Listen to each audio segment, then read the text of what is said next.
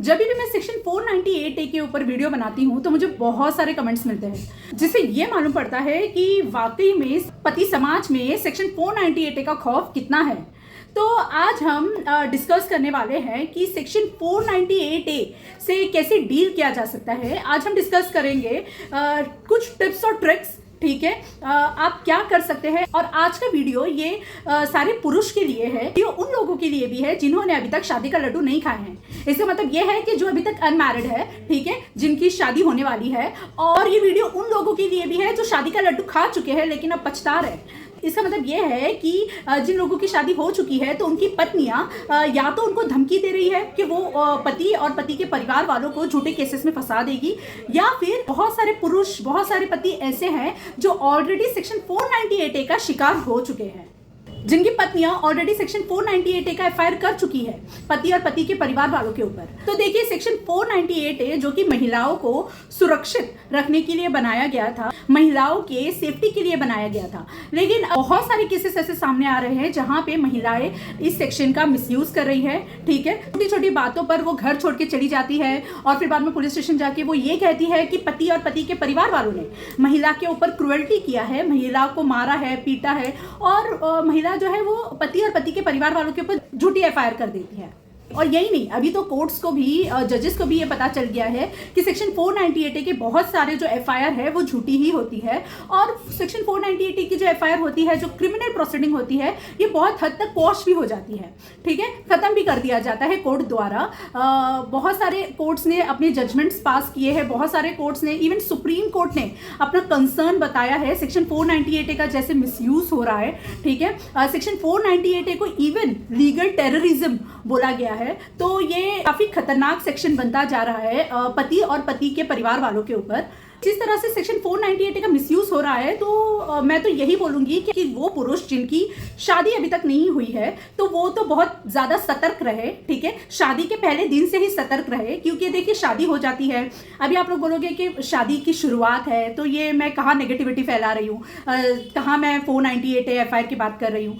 तो आपको ऐसा नहीं सोचना है, क्योंकि कोई गारंटी नहीं है कि शादी के बाद आप सुकून से रहो या फिर आपकी जो पत्नी है वो आपको सुकून से रहने दे, इस बात की कोई गारंटी नहीं है। तो फिर आप पहले दिन से ही एकदम सतर्क रहिए। ठीक है, वो इसलिए क्योंकि जब पत्नी एफआईआर करवाती है, ठीक है, जब पत्नी 498A का सेक्शन लगाती है, जब पत्नी अपने पति और परिवार वालों के ऊपर 498A की एफआईआर करती है, तो पत्नी यही बोलती है कि शादी के दिन से या शादी के दूसरे दिन से उसके ऊपर क्रुएल्टी स्टार्ट हो गया है। शादी के दिन से ही पति और पति के परिवार वालों के द्वारा पत्नी के ऊपर टॉर्चर स्टार्ट हो गया है।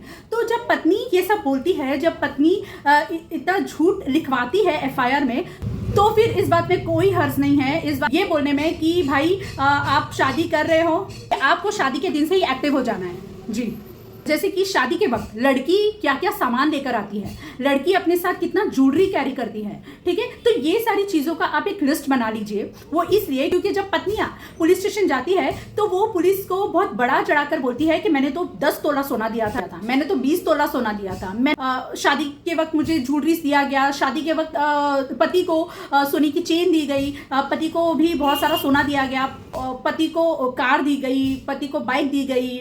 तो ये सारी चीजें आगे जाके पत्नियां बहुत झूठ बोलती है, तो फिर आपके पास भी सबूत होना चाहिए। ठीक है, जो भी सामान लाती है पत्नियां, जो उसका लिस्ट बना लीजिए और उसकी साइन भी ले लीजिए। बेहतर होगा कि पत्नी के परिवार वालों का भी साइन ले लीजिए। ठीक है, सारे सामान का एक वीडियो बना लीजिए, फोटोग्राफ्स ले लीजिए। तो ये सारी चीज आपको ध्यान में रखना है। अब आपको हमेशा अपने पास सबूत रखना है। ठीक है, अब देखिए, शादी के बाद जैसे ही आपको ऐसे लगता है कि भाई अब झगड़ा बहुत बढ़ता जा रहा है, ठीक है, पत्नी जो है वो बार बार पति को धमकी दे रही है कि वो पति और पति के परिवार वालों के ऊपर केस कर देगी। और बहुत बार ऐसा होता है कि पत्नी के घर वाले, पत्नी के भाई, पत्नी के माँ बाप, वो भी फोन करके पति को धमकी देते हैं कि वो पति और पति के परिवार वालों को फंसा देंगे झूठे केस में।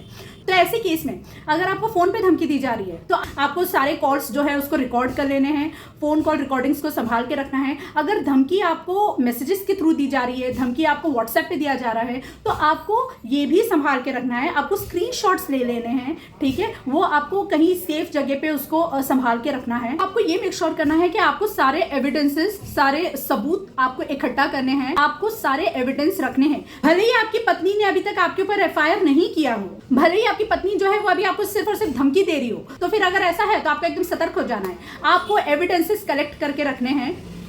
अगर ऐसी नौबत आ जाती है आगे जाके, अगर आपकी पत्नी आपके ऊपर एफआईआर कर देती है, तो फिर यही एविडेंस आपको बचाएंगे, यही एविडेंस आगे जाके आपके बहुत काम आने वाले हैं। बहुत बार क्या होता है कि जो पति लोग हैं वो ताऊ में आके पत्नियों को बता देते हैं कि मेरे पास ये सबूत है, मेरे पास वो सबूत है, मेरे पास एविडेंस है, अच्छा तूने ऐसे बोली थी ना, देख मेरे पास ये सबूत है। तो आपको ऐसा नहीं करना है। आपको सब कुछ हाइड करके रखना है अपनी पत्नी से, ठीक है। आपके पास जो सबूत है आप उसको छुपा के रखो। भाई आपको बताने की क्या जरूरत है, आपको बताना नहीं है, आपको छुपा कर रखो, ठीक है। सारे पत्ते स्टार्टिंग में नहीं खोलने होते हैं, कुछ पत्तों को संभाल के रखना होता है ताकि आगे जाके वो आपके काम आए। आगे और क्या कर सकते हो आप, अगर आपको ऐसे लग रहा है कि आपके और आपकी पत्नी के बीच में झगड़ा जो है वो बढ़ता जा रहा है और पत्नी जो है वो आपको धमकियां दे रही है कि आपके ऊपर वो केस कर देगी, ठीक है, और आपको ऐसे लग भी रहा है कि पत्नी कर सकती है आपके ऊपर केस, और अगर आपको ऐसे भी लग रहा है कि पत्नी नहीं करेगी आपके ऊपर केस, तो भी सेफ साइड के लिए आपको एक रिटन कंप्लेंट बनाना है। खुद को सेफ रखने के लिए, आपके परिवार वालों को सेफ रखने के लिए आपको एक रिटन कंप्लेंट बनाना है, ठीक है, और आपको पुलिस स्टेशन में जाके वो कंप्लेंट को दे देना है, ठीक है। अब वो रिटर्न कंप्लेंट में आपको सब मेंशन करना है, आपका डेट ऑफ मैरिज, फिर पत्नी का बिहेवियर कैसा है, आपका कितने दिनों तक आपके और आपके परिवार वालों के साथ अच्छा रहा है, ठीक है, और अभी पत्नी का बिहेवियर कैसा है, पत्नी आपको किस तरीके से धमकी देती है, किस तरह से आपको टॉर्चर करती है, आपके फैमिली वालों को टॉर्चर करती है। तो ये सारी चीज़ें आपको एक रिटर्न कंप्लेंट में सब मेंशन करके आपको पुलिस स्टेशन में दे देना है, ताकि आगे जाके अगर पत्नी आपके ऊपर 498A का केस करती है, ठीक है, या फिर डोमेस्टिक वायलेंस का केस कर सकती है, या फिर मेंटेनेंस का केस कर सकती है, तो ये सारे केसेस में आपकी ये जो रिटर्न कंप्लेंट है वो आगे बहुत काम आएगी आपको। अभी अगर पत्नी ने आपके और आपके परिवार वालों के ऊपर सेक्शन 498A की एफआईआर कर दिया है, ठीक है, अगर पत्नी ने आपके और आपके परिवार वालों के अगेंस्ट 498A का केस कर दिया है, तो आपको घबराना नहीं है। या तो फिर सेक्शन 498A बन चुका है सेक्शन 85 और भारतीय न्याय संहिता, ठीक है। तो पत्नी जो है अगर आपके और आपके फैमिली के ऊपर एफआईआर कर चुकी है तो आपको घबराना नहीं है। और सबसे पहले तो आप घबराना छोड़ दो, ये सेक्शन 498 सेक्शन 85 से ये घबराना छोड़ दो, क्योंकि ऐसा नहीं है कि आपको फांसी पर लटका दिया जाएगा, ऐसा नहीं है। बस आपको खुद को सेफ रखने के लिए एविडेंस होना चाहिए, ठीक है। अगर आपकी वाइफ ने आपके और आपके परिवार वालों के ऊपर एफआईआर कर दी है तो आपको घबराना नहीं है। आपको सेशन कोर्ट जाना है, आपको एंटीसिपेटरी बेल एप्लीकेशन फाइल करना है, ठीक है, और आपको उसमें सब मेंशन करना है कि आपके पास ये सबूत है। अभी स्टार्टिंग में मैंने बात किया था कि आपके पास सबूत होना चाहिए कि कैसे आपको सबूत इकट्ठा करना है। तो आप जब कोर्ट के सामने जाएंगे तो आपको ये कोर्ट को बताना होगा कि आपके ऊपर जो एफआईआर हुई है पत्नी द्वारा, वो एफआईआर झूठी है, पत्नी ने बहुत सारे झूठ लिखे हुए हैं एफआईआर में, और आपको खुद को सही साबित करने के लिए आपके पास क्या सबूत है वो आपको कोर्ट को बताना होता है, ठीक है। और जब कोर्ट सेटिस्फाई हो जाता है तो आपकी एंटीसिपेटरी बेल एप्लीकेशन अलाउ हो जाता है, आपको एंटीसिपेटरी बेल मिल जाती है, जिसके बाद पुलिस आपको और आपके परिवार वालों को अरेस्ट नहीं कर सकती है, ठीक है।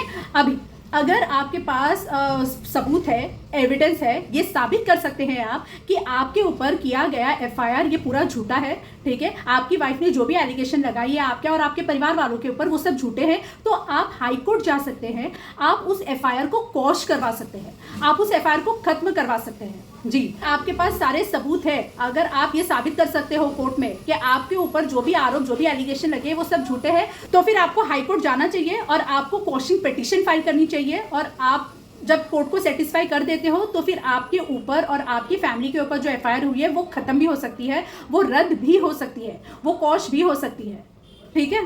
बहुत बार भी ऐसा देखा गया है कि जब पति और पत्नी के बीच में डिस्प्यूट चल रहा होता है तो पत्नी बहुत बार पति को मारती है, पत्नी बहुत बार पति के परिवार वालों को मारती है, ठीक है, या फिर पत्नी के परिवार वाले आके मारम पीटी करते हैं पति और उनके परिवार वालों के साथ। तो अगर ऐसा है तो सबसे पहले आप जाके एफआईआर करवा दो अपनी पत्नी और पत्नी के परिवार वालों के ऊपर, जी, क्योंकि आगे जाके जब पत्नी जाती है पुलिस स्टेशन या पत्नी 498 की एफआईआर करती है तो आप ये बता सकते हो कि सबसे पहले इनिशिएटिव आपने लिया था, आपके ऊपर क्रूएल्टी हुई है और आपने भी पत्नी और पत्नी के परिवार वालों के ऊपर एफआईआर कर रखे हो, तो ये भी चीज आपके बहुत काम आएगी।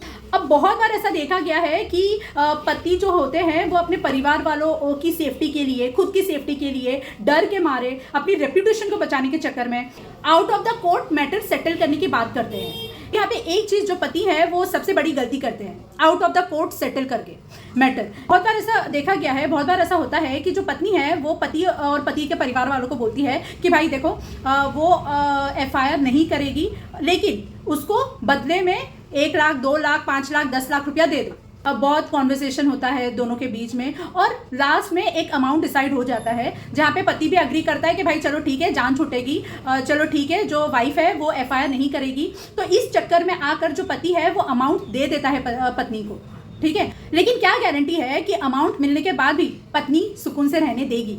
क्या गारंटी है कि अमाउंट मिलने के बाद भी पत्नी जो है वो आपके ऊपर केस नहीं करेगी, FIR नहीं करेगी? तो इस चीज़ की कोई गारंटी नहीं होती है, ठीक है। आप लोगों के बीच में सेटलमेंट की बात हो ही रही है तो आप ये मेक श्योर कीजिए कि आप कोर्ट जाए और जो भी सेटल करना है वो कोर्ट के सामने सेटल करें, ठीक है। आपको ये मेक श्योर करना है कि आपको एक कंसेंट टर्म बनाना है और आपको उसमें ये चीज़ लिखनी है कि आपने सेटलमेंट के तौर पर इतना इतना अमाउंट अपनी वाइफ को दिया है। आपको उसमें ये भी लिखना है कि आगे जाके वाइफ जो है वो आपके ऊपर किसी भी तरह का कोई केस नहीं करेगी।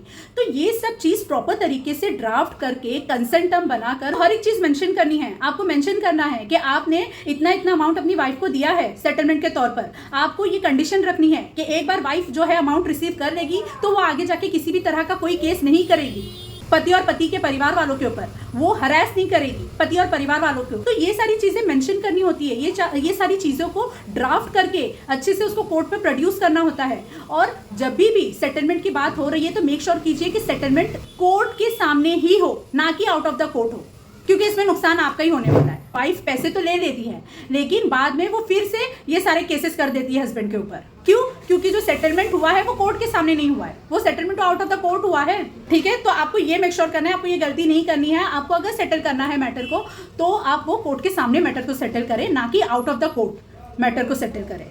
आप भी वाइफ और वाइफ के परिवार वालों के ऊपर बहुत सारे सेक्शंस लगा सकते हो। आप भी वाइफ और वाइफ के परिवार वालों के ऊपर केस कर सकते हो, जैसे कि वाइफ जो है वो आपको डिफेम करती है सोसाइटी के सामने, आपकी रेप्यूटेशन को खराब करती है, तो आप अपनी वाइफ के ऊपर डेफेमेशन का केस कर सकते हो। ये सारी चीज़ें आपको ध्यान रखनी है और ऐसे ही लीगल नॉलेज के लिए मेरे चैनल को सब्सक्राइब कीजिए।